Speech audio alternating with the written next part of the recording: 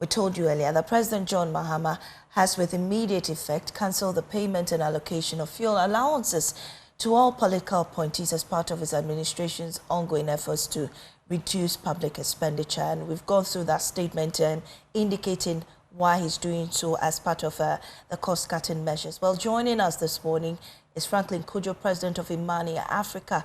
We're grateful for your time, Mr. Cudjoe. I mean, it's been a while. It's been a while. It's been a while. I hope you're well. Good to see you. Good to see you. I see it looks like your color is really popping this morning. There's a light. All right, great to have you. But I mean, this is good news, is it not? That the president cuts, fuel allowances to all political appointees. What do you make of that? John keeps giving, isn't it? And I think this is very useful. These are the little things people want to hear. I mean, it may sound little, but it goes a bit more. It goes further, right? I mean, to think that appointees are already enjoying all kinds of benefits, and it is good to have a proper conversation about the benefits appointees enjoy, and to add fuel allowance to it, I mean, it's just too much. So I think this is a reset agenda which has come to pass. There are many others that I suspect are in the line that are to be brought into the picture. But this is a very good, it's a clarion call for all to realize that the reset agenda is not just a 24-hour economy thing. It's also these little things, cut costs here, burn aid somewhere here, and then people are happy. I mean, so it'll be good to look at the amount of money we're saving in it, but trust me, mommy, even if it is $1 million, half a year, it's a good thing, isn't it? I mean, you say it's a good thing, but others, I mean, the critics always come up and say, is it just really towards fiscal expenditure rather than a populist gesture?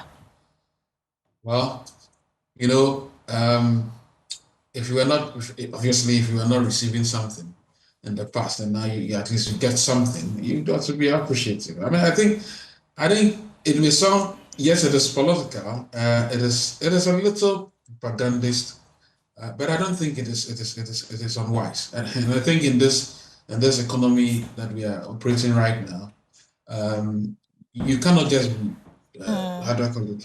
You cannot just say that any savings at all is wrong. I think it's perfect. It's a good sign, really. But there's nothing wrong with it.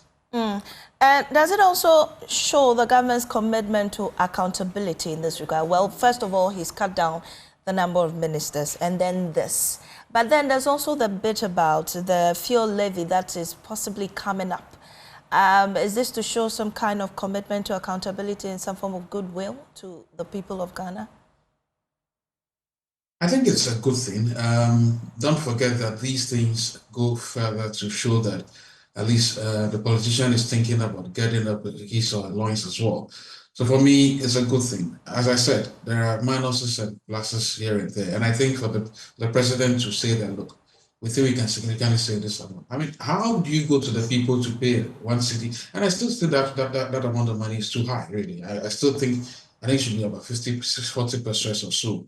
I think it's just too high. But even then, how do you come to people and tell them to pay 1 cedi per litre, and then all these ministers and appointees are gobbling up all these resources by way of allowances anyway? So I think it's a good thing the president did, and kudos to him.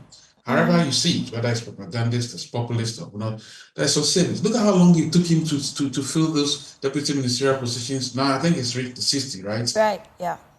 That's the kind of thing we want. I cannot believe for the life of me that anybody will see these as a propagandist. I mean, unlike what we had, the elephant-sized type of thing that was marauding everywhere, eventually derailed the economy and junketed it. They are not there yet. Please, they should allow the man to reset and continue resetting. We are happy. Well, how might this influence decisions moving forward, especially in subsequent governments, with President Mahama taking this initiative? Can this be sustained? Well, I would think that he should probably add some sort of a memo that goes around every ministry, that we should tell us exactly how much is saved across the spectrum of government, and then we'll probably have a conversation in Parliament and see if it can be documented. See, but one of the things you need to do is to leave legacy. I mean, if you are gonna stop this Article 71 holders. One thing I'm also expecting that he does, by the way, we're going to stop all these things. They have to be documented, properly discussed, and then, made law.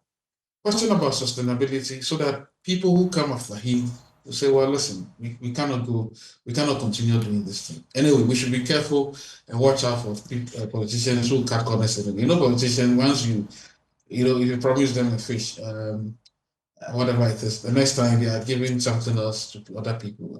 So look, we need to have a conversation about saving the purse, the public purse, and I think this is one of them.